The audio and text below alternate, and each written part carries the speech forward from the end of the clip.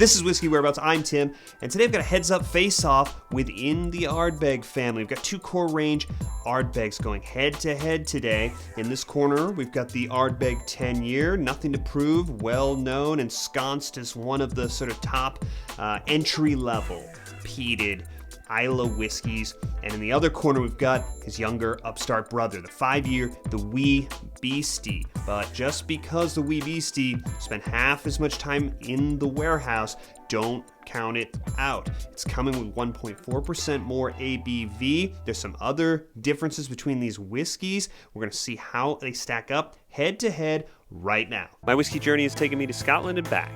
I've explored whiskey education, tastings, and distilleries from Islay to Speyside. And now my journey continues here, with you, on Whiskey Whereabouts. So before we start the match, the tail of the tape, it's a 46% Ardbeg 10 year, no color added, non-chill filtered, and it's bourbon cask matured. In the other corner, the Wee Beastie's got that extra ABV. It's 47.4%. It is also made up of a vatting that includes sherry casks. That is obvious looking at the two whiskeys. These are naturally colored whiskeys, and the Wee Beastie is obviously the one with the sherry influence. We don't know the ratio. We don't know the percentage of first fill casks. There's a lot of things we don't know, but just looking at these whiskeys, we can tell one of them is sherried and one of them isn't. Okay, so the Wee Beastie has won the coin toss and has opted to defer. So we're going to start with the senior competitor, the 10 year, going in on the nose. Oh yeah, and it's just everything I think of as sort of classic sort of Ardbeg presentation. Obviously the smoke from the peat, it's buttery. Then I get into what I really think of. It's a sort of a vanilla cookie and a lemon. I get that citrus and get that sort of bakiness. As you sit with it, as it opens up, you go in a little bit longer, you get sort of a seltzery note and almost like a cinnamon sort of red hot candy on the nose. On the palate, there's the smoke. Now it's a little ashy, nice round mouthfeel. There's a vanilla, there's a honey, the citrus is there. A little bit of the wood is present here. A little bit of heat, like a cinnamon heat, coming through pretty consistently. Let's go back in for the finish. Yeah, it's long. You know this whiskey. It does not disappoint on the finish. It is smoky, obviously. There's vanilla. There's a grain, a cereal grain. That smoke continues. Maybe a little bit of bitter with the wood, with the smoke, but underneath, I get a real tropical fruit element that is almost, it's surprising. It's different from that sort of citrus that I'm picking up in the earlier stages. It is a nice sort of welcome addition, offsetting some of those more traditional peated bourbon whiskey notes and elements. This is a very, very solid whiskey, especially when we talk about the price point. So whiskeys should be bought for less than $65. And in today's market, that's very solid value for 10-year age statement, well presented, that gives this much. But we're gonna go in on the nose for the Wee Beastie, remembering that we're gonna have that sherry influence now. And the first thing that strikes you when you nose it is not that smoky. The smoke just does not roll off of it. It's more roasted. It's more that the smoke's there, but it's beneath the flavors rather than a cloud hanging above it. So you're not really getting the same presentation of the peat aspect of the whiskey from this 5 year. The next thing is that it's so much more savory. You're getting a barbecue sort of pork, meaty savoriness from this whiskey that is not present in the 10 year. Yeah, vanilla and like less cereal grain and more hay. Underneath this comes the sherry sweet. It's that savory on the top. Some of these other elements down underneath. As you sort of sit with the nose, it's opening up and giving me more of the sherry sweetness, but it's rich. Brown sugar bordering on chocolate sweet. There's a really fresh note as well, a mintiness that runs through the nose. So a really distinct presentation here. Going in on the palate now on the Wee Beastie. Rich. It's not very hot. You've got that extra 1.4 ABV. It's not that hot on the palate. It is noticeably hotter on the finish. We'll get there. Yeah, on the palate, it is very sweet. And you're getting that sort of brown sugar sherry, and it's ashy. It's very nice. It mixes together. The two are very complementary for each other. It's very balanced. And you have underneath, I would say, more of the sherry, more of almost dark chocolate, the raisin, sort of richer, stickier sherry. It's pretty oily on the mouthfeel.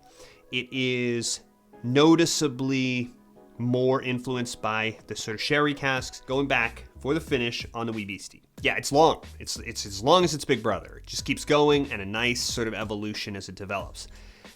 First thing, it's very meaty, very savory, and it is sort of followed up with, for the first time, really strong sort of citrus, but it's a sour citrus. So lemon, maybe even getting even a little bit more sour.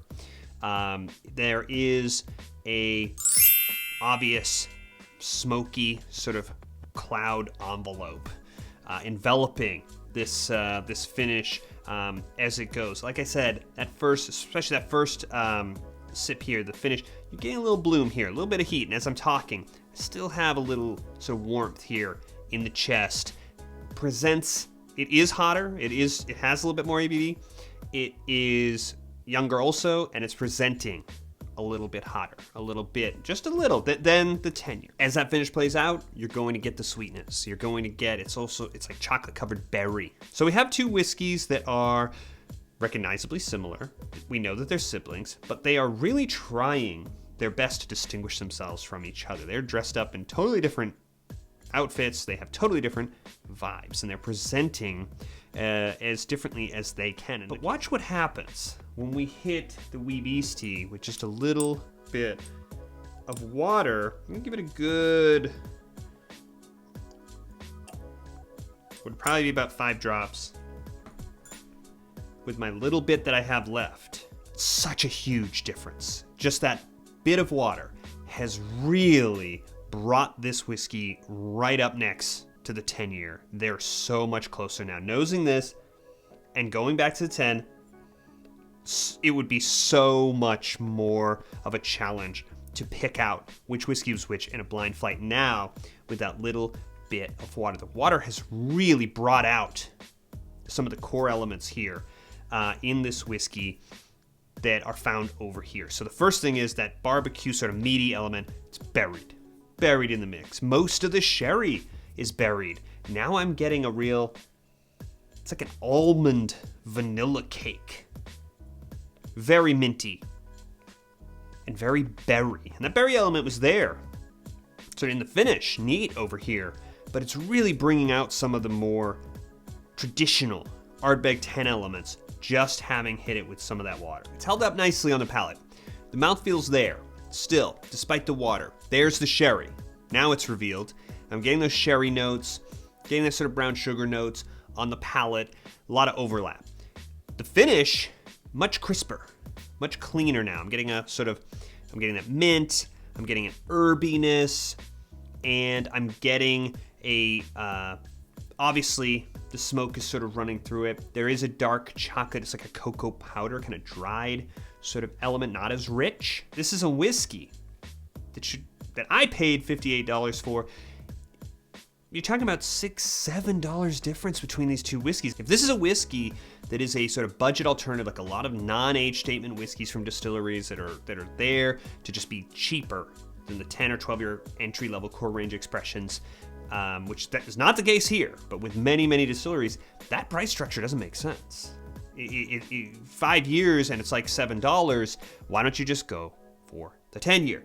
And that is because this is its own thing. And for whatever reason, however they came to formulate this whiskey, what they have is a whiskey that offers a different experience, a different sort of variation, but underneath, especially when we hit at the water, we can really see that we're really building this on the same sort of foundation, the same frame and structure. So where do we come out then on our head-to-head matchup here between the two bottles?